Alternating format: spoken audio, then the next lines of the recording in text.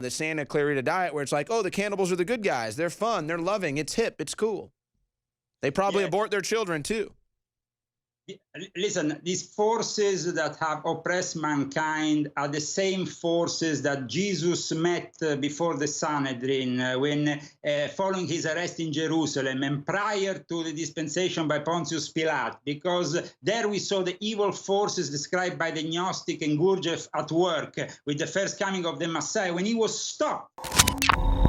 At a 2019 food conference, where topics included whether humans were too selfish to live sustainably, an economist suggested cannibalism could be a viable solution for climate change, and that we could start off by eating our pets. School of Economics professor Magnus Soderlund says that eating human meat from the dead might help save the human race, and that we could overcome the taboos against eating each other by simply trying it out. And today, a new company is boasting their lab-grown artisanal salami derived from human flesh. And several articles normalizing cannibalism have recently been published by the mainstream media.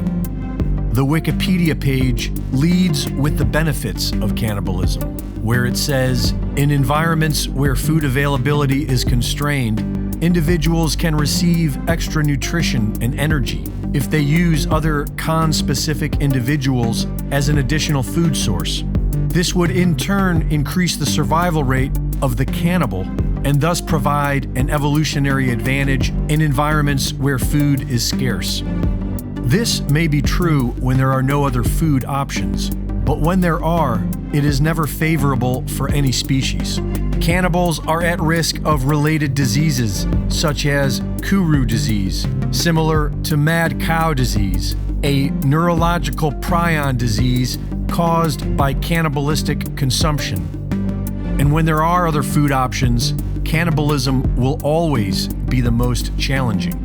Studies show that cannibals tend to eat the young because it is the easiest, and they tend to hunt outside their own gene pool as a way of decreasing the competition.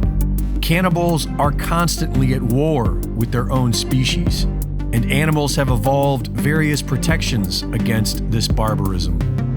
Cannibalism is the ultimate expression of barbarism, the absence of civilization and culture, extreme cruelty. One could argue that the whole purpose of civilization is to increase the amount of food available to keep humanity from turning to cannibalism. Because who on earth wants barbarism over civility and compassion? The New York Times published a piece entitled "A Taste for Cannibalism," and they promoted it by tweeting, "Cannibalism has a time and a place. Some recent books, films, and shows suggest that the time is now." The article promotes a list of recent movies and shows about cannibalism, suggesting that perhaps we should all take the cue and give it a go, as if pop culture decides the destiny of mankind. And maybe it does. There is definitely a herd mentality that finds comfort in blind obedience, and will do whatever they are told by the authoritative state emerging from the shadows.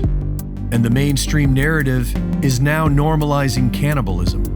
So that's what is coming if we continue accepting their offers. It will be like the film Soylent Green, which was set in 2022, or like the film Cloud Atlas, wherein a dystopian government processes the dead into food to feed the wretched masses. Listen, these forces that have oppressed mankind are the same forces that Jesus met before the Sanhedrin when following his arrest in Jerusalem and prior to the dispensation by Pontius Pilate, because there we saw the evil forces described by the Gnostic and Gurdjieff at work with the first coming of the Messiah when he was stopped from delivering the truth because he was too dangerous. So the masses embraced, of course, the enemy, and they sent him on the cross. Here we are instead in a different situation, because now we are close to the second coming, and it's a very different situation. I'm sorry, the crew just pulled this up. Is this a human meat menu? Well, you see, if you nowadays there has been a lot of Cannibal Club.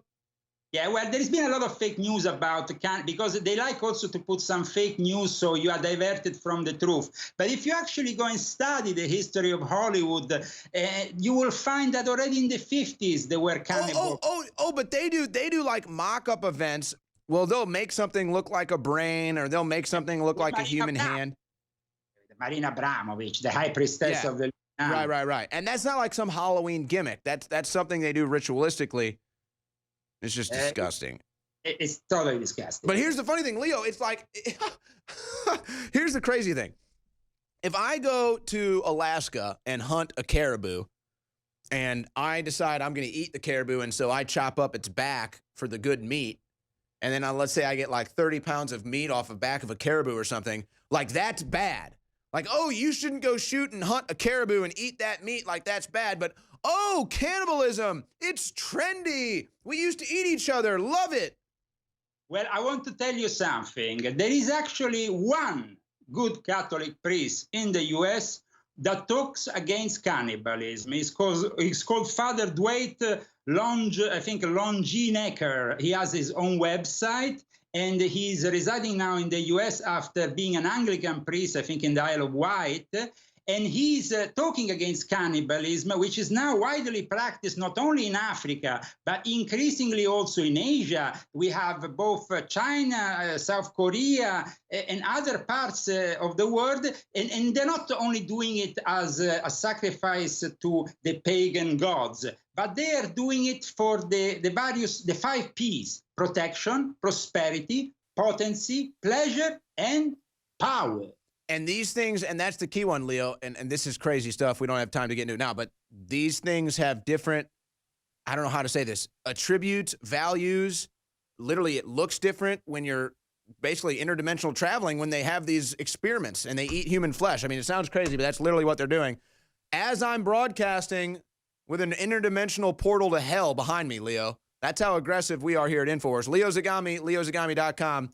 He's one of the greatest of all time.